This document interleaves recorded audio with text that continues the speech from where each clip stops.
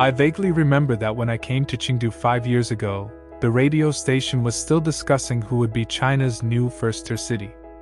Now this issue has long been settled. Chengdu is no longer just the center of Sichuan, but has become the center of Western China.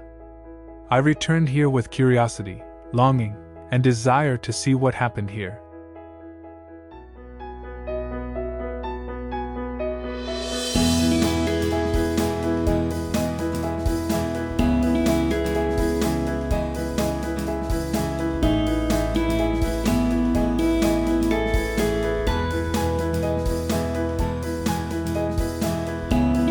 Hello everyone, I am Steven. People who see the title of this video may question me. I know that Shanghai people may be the first to disagree. Guangzhou people may also be ready to fight with me in the comments section. Maybe shaman friends will question whether the seafood in Chengdu is delicious. People in Chongqing may also be the most unconvinced. But my video is not to provoke a fight. I know the importance of hometown in everyone's eyes. This video is completely from the perspective of an observer who walks around to see China's urban construction. From my perspective, it is bound to be limited and subjective, so arguing is bound to be useless, and communication can reveal the truth. Let me talk about what I have seen and heard first. Let's take a look at a set of data. Chengdu's population ranks 4th in China in 2022, second only to Beijing.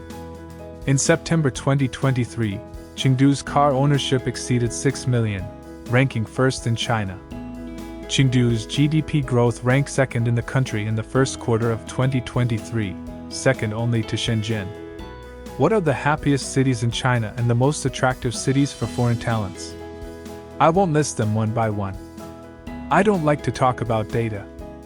If data can explain the problem, China would have been a developed country long ago.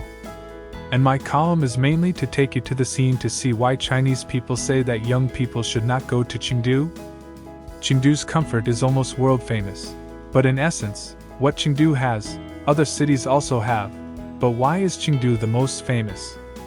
Then I will take you to a place that can fully show the current situation and characteristics of Chengdu, so that everyone can understand this city more three-dimensionally from my perspective.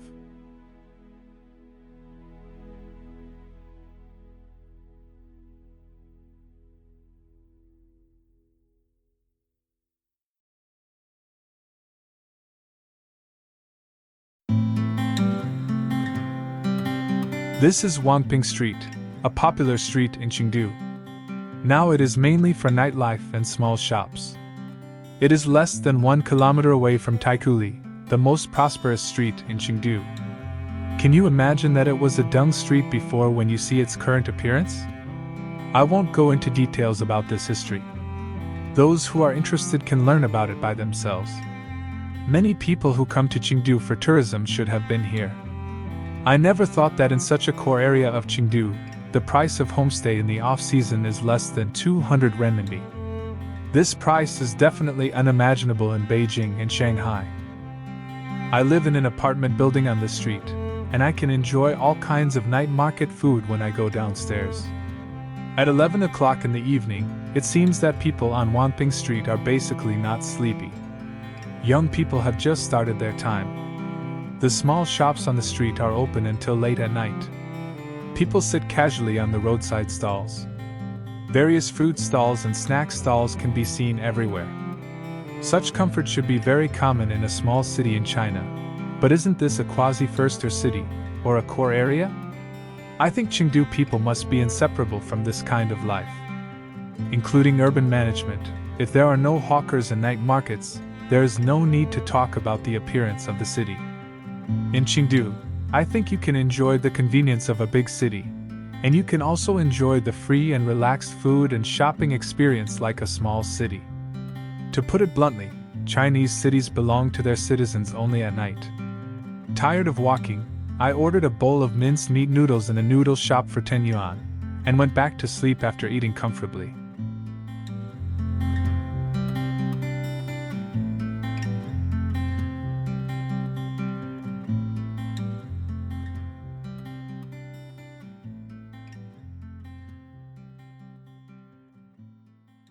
Taikuli may be a must-visit attraction in Chengdu. I haven't been here for a few years, and it has become a holy place for all kinds of internet celebrities. Even if you haven't been here, you have always seen such videos somewhere. Of course, I didn't come here specifically to shoot these. The purpose of my visit was just to know why Chengdu's Taikuli is more famous than other Taikuli in China. This may have something to do with them. These internet celebrity ladies may also be one of the reasons, but the tolerance of such scenery must exist in the genes of the entire city. Is this the difference between southern and northern China? To be honest, what is the difference between Chengdu's Taikuli and Beijing and Shanghai?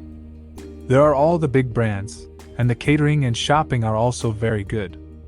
But Chengdu is full of freedom. Almost all kinds of young people can come and visit, free skateboard parks, internet celebrity live broadcasts, sing and dance as you like, and morality is the bottom line here. Then you can do whatever you love, there are almost no restrictions here.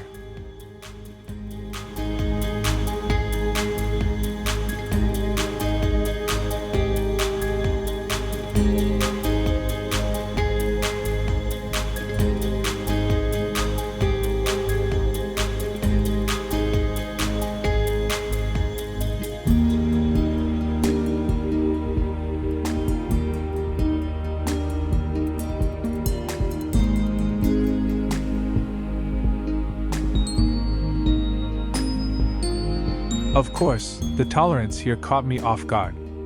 During the filming process, a handsome guy suddenly came and asked me to help him shoot some videos. I agreed with a confused look on my face. After the filming, he actually asked me to go to his house and thank me. I think I might have a very clear sexual orientation, so I immediately declined. The guy probably understood and left politely. I think Chengdu is indeed more open than other cities in China. If you asked me why I go shopping in Sanlitun in Beijing, I guess I really can't think of a reason. But if you occasionally go to Taikuli with friends in Chengdu, drink coffee and chat, and see strange people, the experience is much better.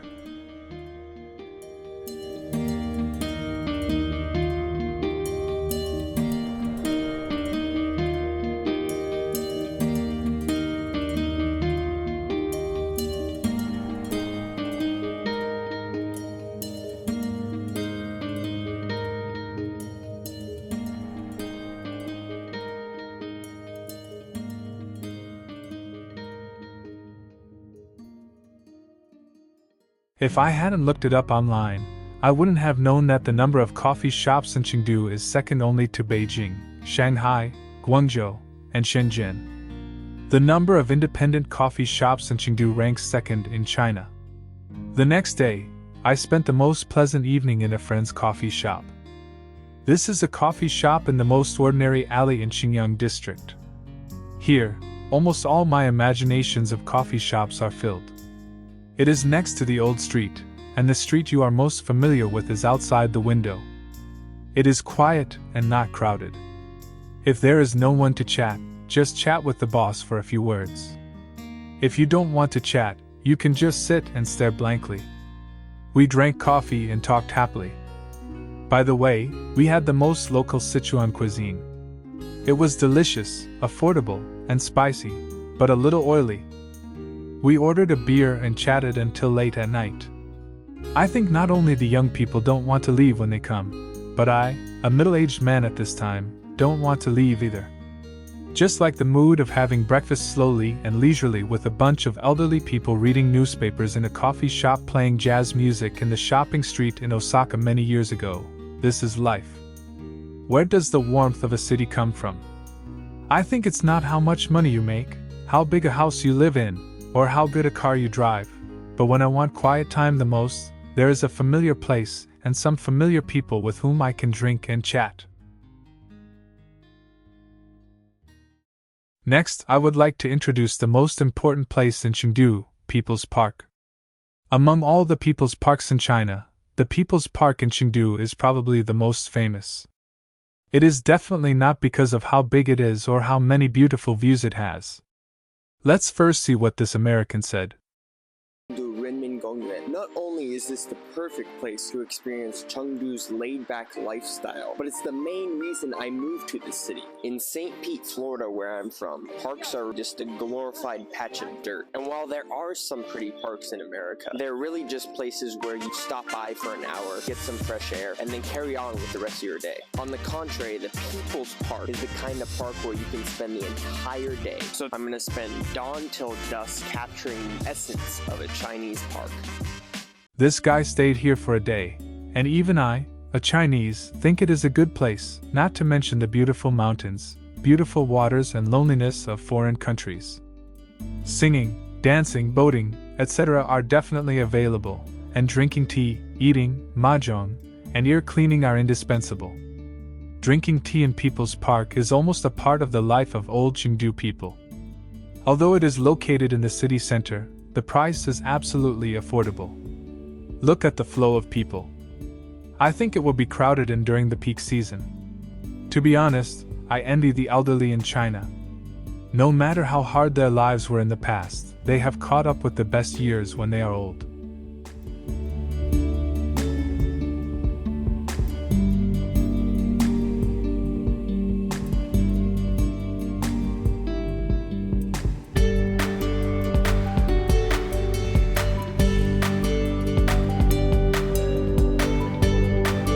The blind date corner here is also famous throughout the country. Looking at the configuration list, I am really not sure whether anyone can really find someone to get married here. But when you think about it, compared with judging a person by swiping left and right on photos on social software, maybe this place is more reliable. And I'd probably regard this place as an important tourist attraction like these foreigners. To say this park is the size of a block park, but I think it is the center of Chengdu, not only geographically but also spiritually. That kind of leisurely, relaxed and non-interference with the world is all placed in this park.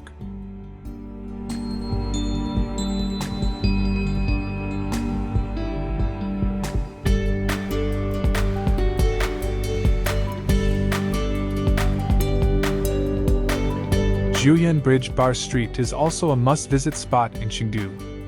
To be honest, I don't really like Chinese bars. They are always clustered in one place. Their main task is to promote and sell alcohol, and then they have no other functions. I think a bar should be like a cafe. It is there when I need it, instead of me having to make time to find it.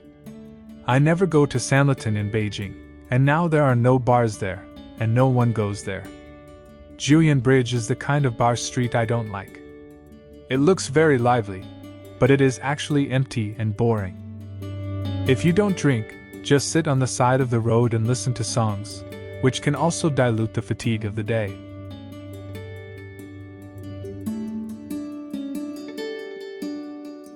I like to listen to jazz, so I found a jazz bar and sat for a while. To be honest, the decoration of this bar is actually not bad, but it is a bit too refined. Listening to jazz requires relaxation. The environment design is more casual, and the atmosphere is better. In addition, the band's music is a bit bland. I probably know why there are not many people here. Forget it, it's not suitable for me. There are so many places to relax in Chengdu that I am tired of talking about them. The last one is Dongjiao Memory. I will talk about the others later. When talking about Dongjiao Memory, people will compare it to 798 in Beijing, but to be honest, the current 798 has been destroyed by capital and has become an office building of a large company and a place for press conferences. The gallery and the literary atmosphere have long gone. I visited Dongjiao Memory for a whole afternoon, and there was no literary atmosphere, but it was transformed by Chengdu people into a place that Chinese young people like.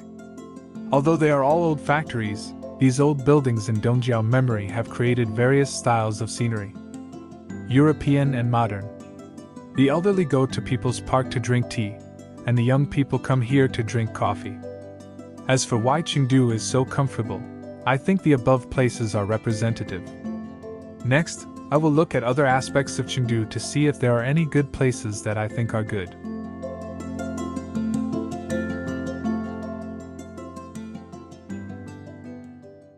The entertainment is over, let's take a look at the workplace. This is the Chengdu high-tech zone, known as the Wall Street of the Southwest, to see what the working environment of young people here is like. This is the place with the highest GDP in Chengdu, and it is also the place with the strictest real estate purchase restrictions in Chengdu. There is the world's longest central axis Tianfu Avenue, the world's largest single-building global center, and various large companies gather here. I have also worked in Beijing Guanmao, Zhongguancun, and Wangjing. Just from the appearance of these buildings, the height and density are far higher than Beijing. Although I have never liked this kind of place, I have to marvel at the development speed of Chengdu in recent years. I specifically picked the time after get off work to take a look. There are indeed a lot of people at the subway entrance, which is similar to the situation in Beijing's business district. However, Beijing's working hours are very long, and you may still see many people at 10 o'clock. In Chengdu, if you look at the subway at 8 o'clock, there are no so many people. I can only say that there must be overtime here, but it is definitely not as serious as Beijing.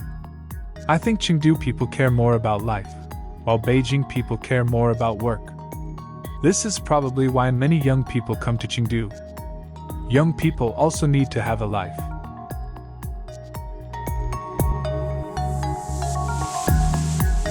Next, let's talk about my views on many details of Chengdu. Let's start with the roads, which should be the most intuitive. In Beijing, shared bikes can only be used for commuting. In Chengdu, it is simply a perfect way to go shopping. The biggest advantage of the Chengdu plane is that riding a bike is not tiring. If you just want to go shopping, a shared bike package for a week only costs 7 or 8 renminbi. This is probably the best way to go around Chengdu. Most of the streets in Chengdu have non-motorized lanes, and they are very well planned. At least in the few days I rode, there were few places that made me feel particularly inconvenient. In Chengdu, it is difficult to see motor vehicles parked randomly, and non-motor vehicles are parked in an unconventional manner, so the sidewalks on the streets become very clean and tidy. This is not just a problem of the city appearance, but whether it is tourists or citizens, walking on such streets will really experience the comfort of the city. Many cities in China cannot do this. As of June 2023, Chengdu's car ownership has ranked first in the country. However, Chengdu did not enter the top 10 of the congestion rankings, which really surprised me. There must be traffic jams in Chengdu, but basically during rush hours. I looked at the information. First, Chengdu is large enough, and then, cars with Chengdu license plates are not necessarily all driving in the Chengdu area. Second, Chengdu's road network design is relatively reasonable, and the ring road network is dense enough. I think it is because of these that Chengdu has not adopted a policy of limiting the purchase of motor vehicles so far. Chengdu has done very well in this regard. The last thing I want to say about Chengdu's traffic is what impressed me the most. Most of the couriers here actually look at the traffic lights. This is almost impossible in many cities in southern China. For example, in Dongjiao, traffic lights are only for cars. Couriers don't know how to read traffic lights. I know that Chengdu has been managing electric bicycles for a long time, and carrying passengers will also be punished. I was punished to stand on the side of the road and read the traffic rules for 15 minutes because I rode my friend's electric bike. Although the punishment is very light, to be honest, it seems to have worked now. The retail business in Chengdu is also a place that surprised me. In the first half of 2023, the added value of the tertiary industry in Chengdu was 731.33 billion yuan, an increase of 8.1%. And the year-on-year growth rate of social retail consumption was 0.6% higher than the national average. In fact, you don't have to look at these data.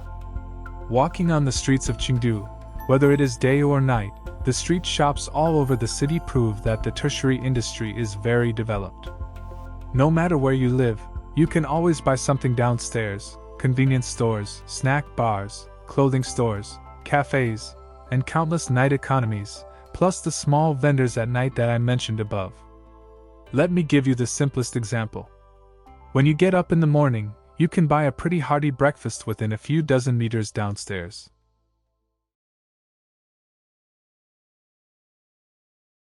In addition to being very clean, the streets of Chengdu also show a lot of care in their overall design. There are newer parks for skateboards and basketball courts, which are obviously designed for young people, and there are also rebuilt old street buildings. This promenade is right on the side of the road. Whether it is scorching sun or plum rain, you can sit in this quaint promenade and enjoy the city scenery. Walking on University Road in the back street of Sichuan Conservatory of Music, I was amazed at the design of the entire street. Let's take a look at these photos I took first. I already feel like I'm walking on the streets of Osaka. Of course, there are still gaps in Chengdu, but I saw a strong love for the city. I also believe that many southern cities have this kind of landscape, and the northern cities in China are much worse. Well, I have said a lot, and this episode should be seriously over time. I sincerely thank you for seeing people here. Although Chengdu has various problems, they may not be mentioned in this episode. For example, the salary level is not high, there are too many outsiders, and the problem of Chengdu's traditions becoming increasingly weak. But as a person who does not live here often, the above is my initial impression of Chengdu, most of which are very good. At least it is much better than Beijing where I live. Of course, there are many advantages that I haven't mentioned. The tolerance of Chengdu locals towards outsiders is also one of the reasons why the population here has exploded in the past decade. I have also been to many other cities in China, of course, each has its own advantages, but from my personal point of view, Chengdu's comprehensive strength is the first in my heart. There are many places in Chengdu that I want to talk about, those amazing food, and Chengdu's livable environment, and many cultural attractions that I haven't had time to see. I will shoot more content to introduce them in the future. I also traveled to Western Sichuan. I think this is the treasure of Chengdu people. I will end this episode with the beautiful scenery of Western Sichuan that I took.